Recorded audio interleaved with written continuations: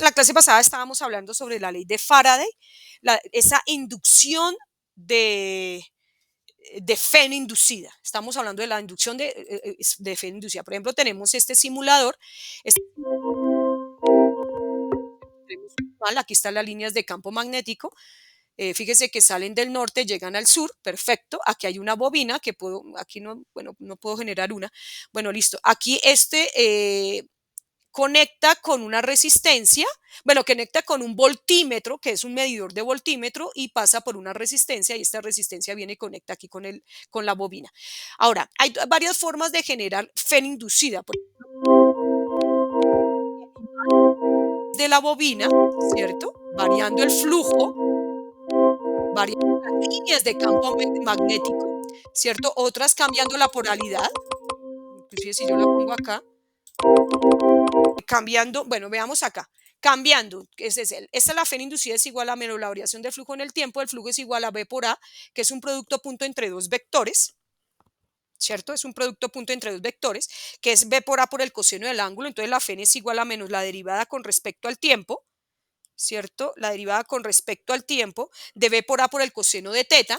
Entonces aquí sería o varía el flujo o varía el área o varía el coseno del ángulo entre los dos. Cualquiera de esos dos casos se genera una fuerza electromotriz. Bueno, en un soleoide como el que estaba mostrando antes es igual al número de espiras por la variación del flujo magnético en función del tiempo. El número de espiras, entonces, ¿sí? Y quedaría acá de un solenoide, eso es fijo, por la variación del flujo en el tiempo, que sería B por A con el coseno de teta. Aquí es interesante cómo el área puede estar, puede variar, o sea, digamos que si yo tengo, este es el solenoide, el área del solenoide sería esta y el campo magnético sería esta, ¿cierto? Aquí el área, digamos que esto rota, el área sería acá, o el área sería acá, cualquier lado, eso puede rotar en cualquier dirección, hacia la derecha, hacia la izquierda, lo que sea. Entonces tenemos que el flujo será máximo cuando el área y el campo magnético formen entre sí un ángulo de 0 grados. El flujo será 0 cuando el área y el campo magnético formen un ángulo de 90 grados y el flujo tendrá un valor teta cuando el ángulo entre el campo magnético y el área forma un ángulo de teta. Entonces, esto, por ejemplo, puede ser una bobina que gira, tiene este giro, y entonces uno podría decir que la Fen es igual a menos el número de espiras por la variación con respecto al tiempo, y este sería el flujo, que sería B por A por el coseno de teta. Cuando el ángulo cambia, el ángulo entre estos dos cambia, yo lo puedo escribir como un coseno de WT más phi. El campo magnético es constante, el área es constante y aquí lo que está cambiando es el ángulo con respecto al tiempo. Hago la derivada y obtengo la fuerza electromotriz inducida. Bueno, eh, esta parte es bastante interesante. Dice fuerza sobre portadores de carga. Dice, vamos a obtener la fuerza electromotriz por otro procedimiento distinto. Examinemos las fuerzas sobre los portadores de carga positivos existentes en la varilla. ¿Esto qué es? Esto es un alambres conductores. Esto es un alambre conductor, ¿cierto? Al igual que este es, que lo tengo acá para poderlo subrayar. Esto es un alambre conductor, ¿cierto? Esto es un alambre conductor y esto es una varilla que se va a mover en esta dirección. ¿Cierto? Y acá va a haber un campo magnético en esta dirección, un campo magnético, y esta varilla va a moverse en esta dirección perpendicular al campo magnético. Este es el área, es un área transversal. Bueno, lo interesante de esto es que cuando hay un campo magnético en esta dirección, hay un campo magnético en esta dirección y esta varilla se mueve de esta forma por la regla de la mano derecha, sabemos que si la velocidad es esta, el campo magnético es esta, la fuerza magnética será esta en la dirección. Eso hace que se acumulen cargas en esta dirección, positivas y negativas, y al moverse cargas positivas y negativas se fuerza una fuerza eléctrica que va de más a menos, y entonces se deja de mover cuando esta fuerza eléctrica es igual a la fuerza magnética que está en esta dirección. La fuerza eléctrica es la carga por el campo, ¿sí? Entonces aquí sería la fuerza eléctrica, ¿cierto? Y la fuerza eléctrica es la carga por el campo eléctrico, y entonces el campo eléctrico lo despejo de esa ecuación y me queda, se cancela la carga y queda que la velocidad por el campo, ¿sí? Velocidad por el campo magnético. Entonces aquí se cancela la carga y queda B por B. Si el campo se considera constante, ¿sí? El campo eléctrico que se crea, ese campo eléctrico que se crea por esa diferencia de potencial se considera constante, entonces podemos decir que el voltaje es igual al campo por la longitud de este alambre. Y entonces, reemplazando el campo eléctrico, que es la velocidad por el campo magnético, tenemos que el voltaje se puede calcular con el producto entre el campo magnético, la longitud del alambre y la velocidad con que se mueve ese alambre. Este es interesante acá. Hay una simulación. Tenemos un campo negativo que entra a la pantalla. Si ustedes observan, la velocidad es de 8, no sé, cualquier unidad de metros por segundo. La longitud es de 19 centímetros. Mire cómo se acumula carga positiva acá y carga negativa acá. Y la fuerza magnética es fuerza eléctrica. Si yo tengo un campo, aquí este simulador también me puede mostrar, le digo yo nuevo, me puede mostrar un campo eléctrico que sale de la pantalla, ¿cierto? Con una velocidad, vamos a reducir la velocidad para que no se vaya tan rápido, de 4 metros por segundo. Esta aquí me va a mostrar las fuerzas, entonces aquí le digo nuevo. Mire cómo se va apareciendo esa fuerza eléctrica porque va a haber una acumulación de carga acá, ¿cierto? Pero aquí ya positiva y aquí negativa. Entonces la fuerza eléctrica, recuerde que va de más a menos y esta sería la fuerza magnética. Entonces es lo que estaba mostrando yo ahorita, ¿cierto? Eso es lo interesante, esa acumulación de carga que se genera dentro de esa varilla cuando se mueve a través de un campo magnético. Esta es, aquí ya aparece como un circuito, que es los alambres. Acá viene un alambre, estos oscuros son alambres conductores y esta es la varilla. Entonces aquí puedo generar un campo magnético negativo, que es entrando a la pantalla, la velocidad con que se mueve la masa, digamos, la varilla, que es de 2, y aquí mire cómo va apareciendo. Entonces aquí le doy play y miren cómo va apareciendo, esa es la fuerza magnética por la regla de la mano derecha, y empieza a haber un movimiento de carga, ¿cierto? De menos a más, ¿cierto? Y va a haber una corriente inducida. Esa es la corriente inducida, y si hay una corriente inducida, hay un voltaje inducido, ¿cierto? Digamos que si yo, por ejemplo, coloco un campo magnético de 4, entonces aquí le digo nuevo, que es positivo, entonces saliendo de la pantalla, entonces mire que la dirección es la fuerza magnética, la velocidad del alambre, y la dirección de la corriente va en otra dirección, ¿cierto? La velocidad de la corriente. ¿Cómo se genera, se crea esa corriente inducida cuando ese alambre se desplaza hacia la derecha, ¿cierto? Atravesando ese campo magnético. Muy interesante ese simulador. Yo con mucho gusto se los voy a colocar en el mismo video donde monte el video. Aquí también hay otro, pero es cuando, por ejemplo, tenemos una varilla que rota a través de un campo magnético. Enter, digamos, ese es mire cómo va apareciendo la fuerza eléctrica, cómo la va habiendo una acumulación de carga, ¿cierto? Entonces la FEN inducida debe ser igual al campo magnético, que es constante, la velocidad con que se mueve la varilla es constante, pero el DR que se puede tomar con respecto a esta varilla, el DR va cambiando. Y es por eso que se genera la FEM. Ese DR se puede integrar con respecto de 0 a L, que es la longitud de la varilla, y no podemos determinar fácilmente el campo magnético. Por favor, mirar el ejemplo 31.5 que corresponde a este ejercicio. ¿Listo? Bueno, muy bien. Vamos a hablar de la ley de Lenz con este video. Bienvenidos a otro video.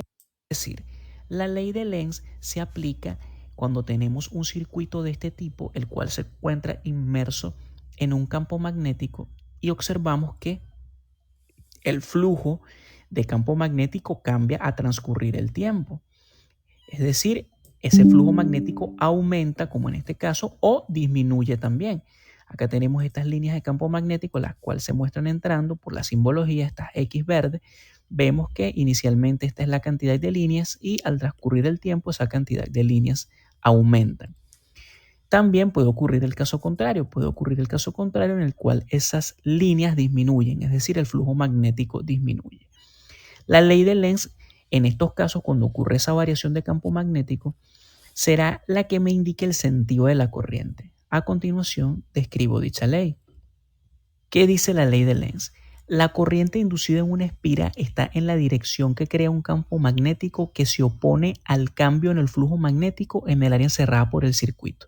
Lo que me indica la ley de Lenz es que el sentido de la corriente siempre va a ir en contra de ese cambio de flujo magnético, es decir, va a ir en contra de ese aumento o esa disminución de flujo magnético.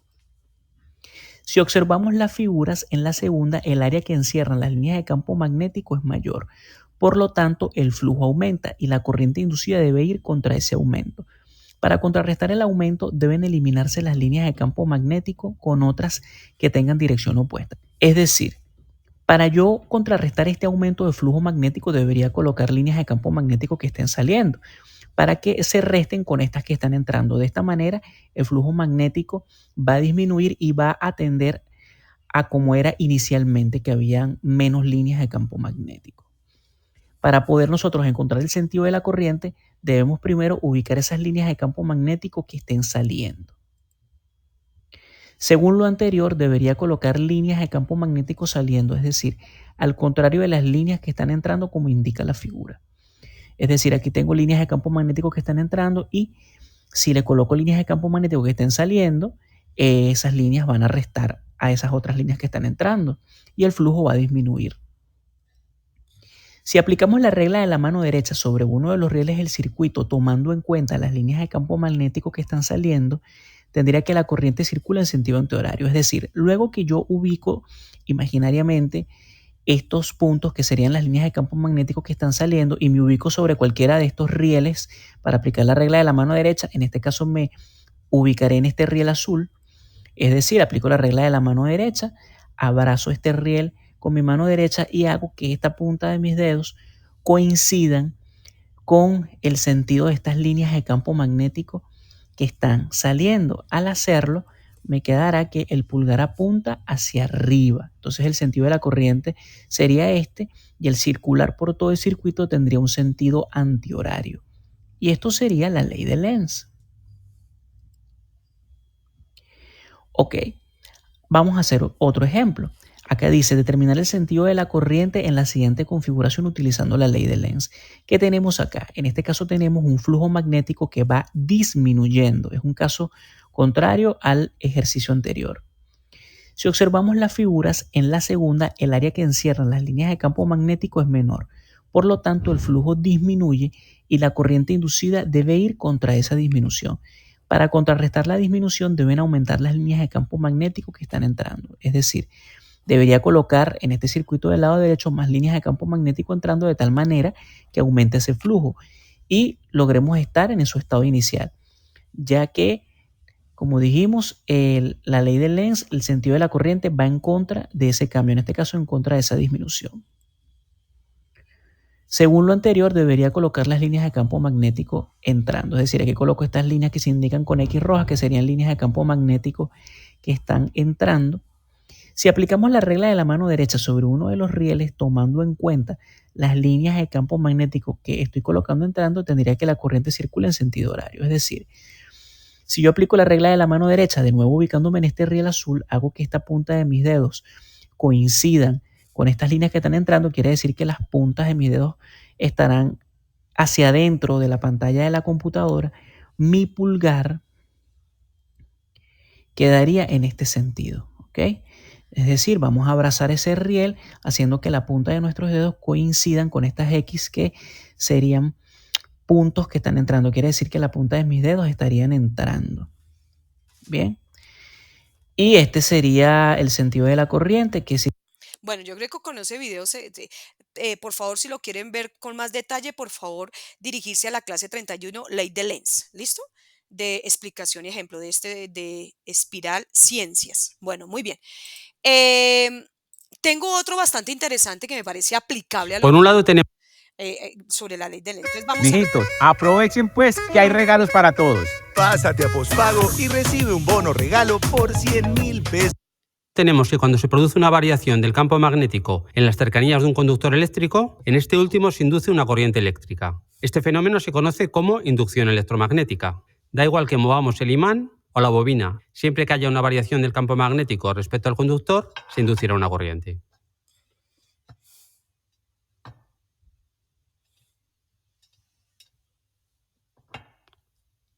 Si no hay variación, no hay corriente. Cuando lo levanto, la corriente es negativa, circula en el sentido contrario y el microamperímetro no nos lo marca. Llega al tope de la izquierda. Y por otro lado, si hacemos circular una corriente eléctrica por un conductor, se generará un campo magnético. Es decir, tenemos un electroimán. ¿Ahora se han repelido? Voy a repetir porque no me acuerdo de qué lado estaría. Yo creo que así se atraerá.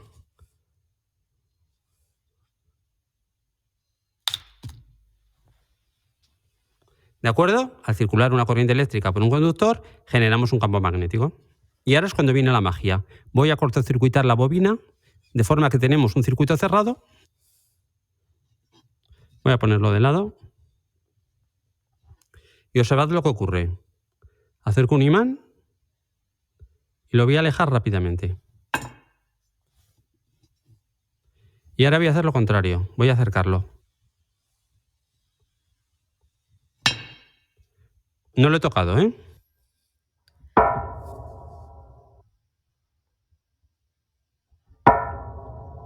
¿Qué es lo que ha ocurrido? Pues es lo que se conoce como la ley de Lenz, que dice algo así como que el voltaje que inducimos en un conductor al variar un campo magnético genera otro campo magnético que se opone al primero. Y es por ello que al hacer pasar el imán dentro del cilindro de cobre, inducirá una corriente que generará un campo magnético que se opondrá al campo magnético del imán y por eso lo frenará. Voy a cronometrar lo que tarda en caer. Y ahora lo mismo por este tubo de cobre de fontanería o plomería. Observad que el tubo ha conseguido frenar mucho menos el imán que el cilindro de cobre, porque cuanto mejor conductor de la electricidad sea el material, menos pérdidas habrá por resistencia, menos pérdidas habrá en forma de calor. El cobre es muy buen conductor de la electricidad, es bastante mejor conductor que el siguiente, que es el aluminio. La plata sería el mejor conductor, pero no tengo un bloque así de plata. Después tenemos el cobre y después ya casi la mitad el aluminio. Por tanto, la naturaleza del material es muy importante en su conductividad eléctrica, pero también es el grosor. Cuanto más grueso es un cable, más electricidad nos deja pasar. Por tanto, este cilindro de cobre deja pasar mucha más corriente que este tubito.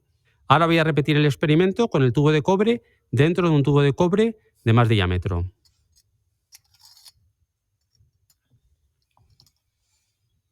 Vamos a dejarlo caer. Ha caído algo más despacio.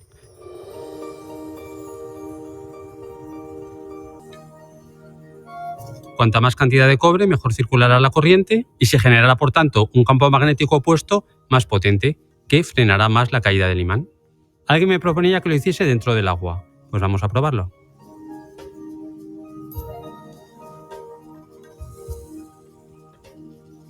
¿Sabríais decirme las causas por las que baja más despacio dentro del agua? Espero que os haya gustado. Si es así, dadle al like. No olvidéis suscribiros al canal y nos vemos muy pronto en Ciencia Bit. Bueno, entonces, si lo quieren ver con más detalle, por favor, ley de Lenz, cilindro y tubo de cobre, imán de esta página. Me pareció genial el experimento. Muy bien. Lo recomiendo. Bueno, continuamos.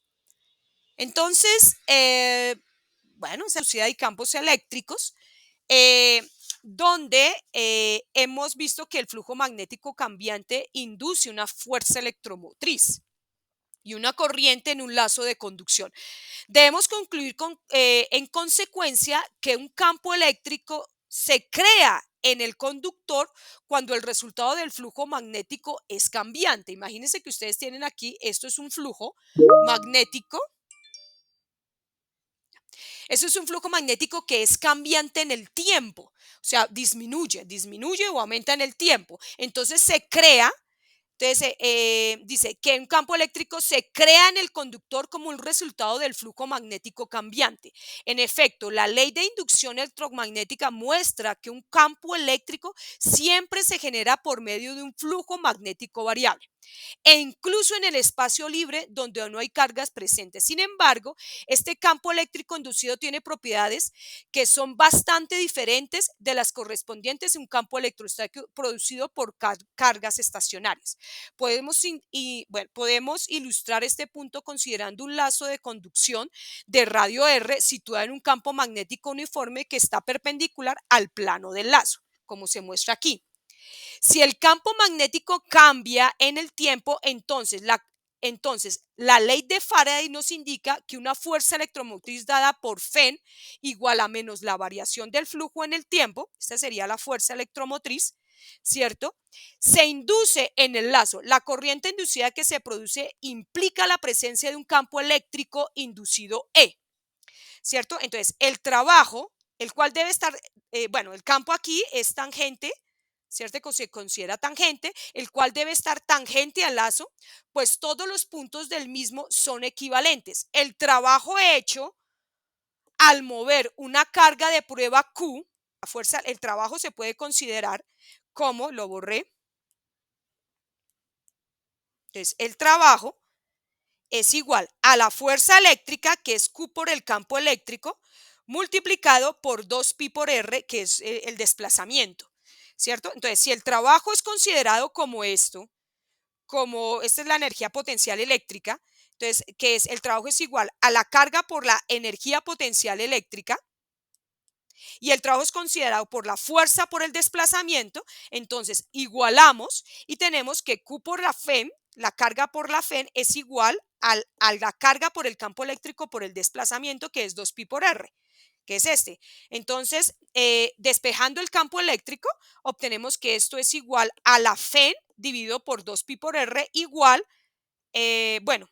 y la FEM es igual a menos la variación del flujo en el tiempo, ¿cierto? Y esto, entonces yo puedo decir que el flujo magnético que se genera acá, el flujo magnético es igual al campo por el área, que es pi por el r al cuadrado, que sería esta área, ¿cierto? Y todo, pues, este pi r cuadrado sale de la derivada y quedaría menos r sobre 2 por la variación con respecto al tiempo. Bueno, lo que yo quiero decir y llegar es a la ley de Faraday.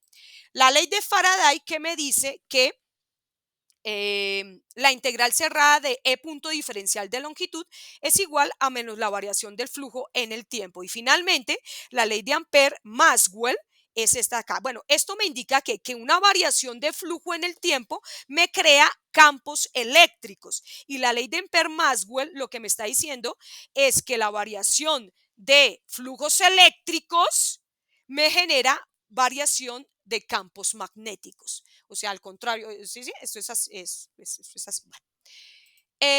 Aquí hay un ejemplo. Dice, un largo solenoide de radio R tiene n vueltas de alambre por unidad de longitud y conduce una corriente que varía sinusoidalmente en el tiempo con esta corriente. Y es igual a I máximo coseno de WT, donde I máximo es la máxima corriente y W es la frecuencia angular de la fuente de corriente alternante.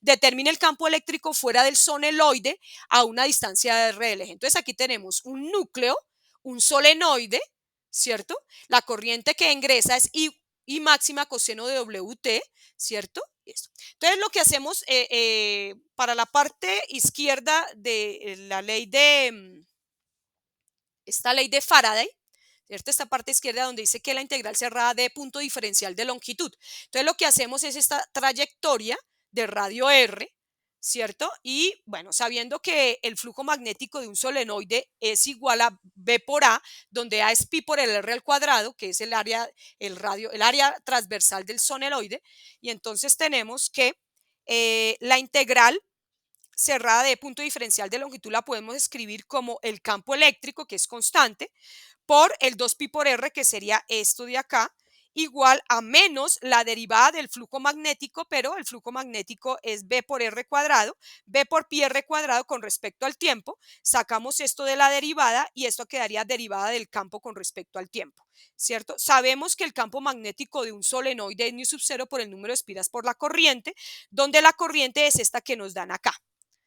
Entonces, tenemos que es igual a 2pi por R, ¿cierto?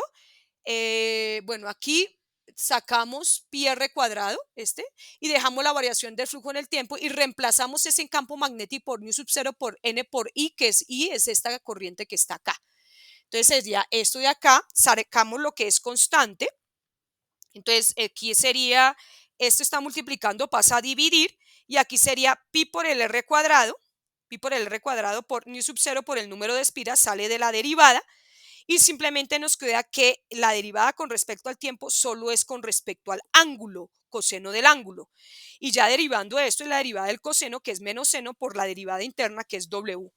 Y entonces aquí tendríamos, bueno, todo esto que la podemos simplificar, nos queda esa por la deriva interna, que es w, por el seno de wt. Eso sería para r más grande que r.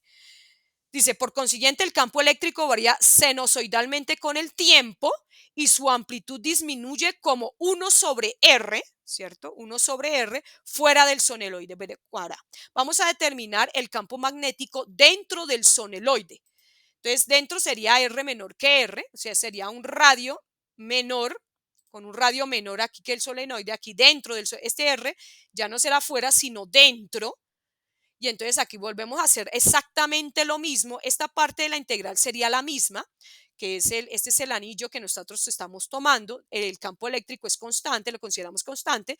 2πr, pero ese es, en esta región es igual. Pero aquí ya no será πr del radio del solenoide, sino el radio que estamos encerrando. Y eso es todo el cambio.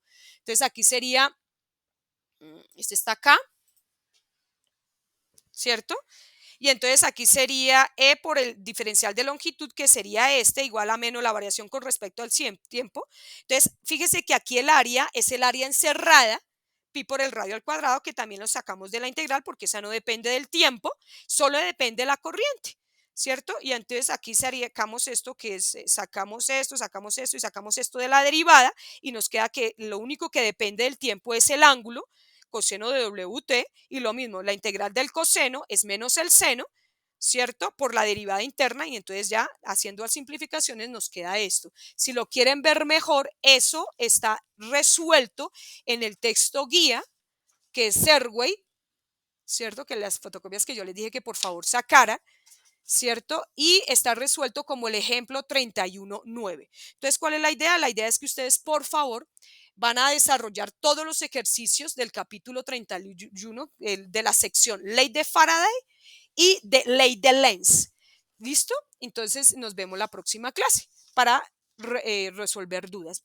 Prácticamente aquí ya tendríamos resuelto lo del curso, que son las 4 ecuaciones de Maxwell. ¿Cuáles son las 4 ecuaciones de Maxwell? Entonces rápidamente las doy acá. Dice que es la integral cerrada del campo eléctrico punto diferencial de área, que es igual a la carga encerrada sobre epsilon 0, y la ley de Gauss de la electricidad, la del magnetismo, que la vimos la clase pasada, que es igual a 0, no existen monopolos magnéticos.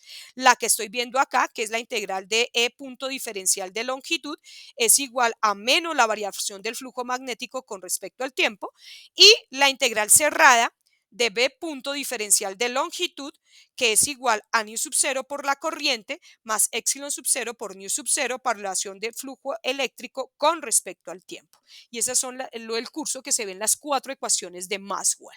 Listo, entonces la próxima clase estamos viendo, entonces, realizando ejercicios sobre la ley de Faraday y la ley de Lenz, y hasta ahí iría lo del parcial.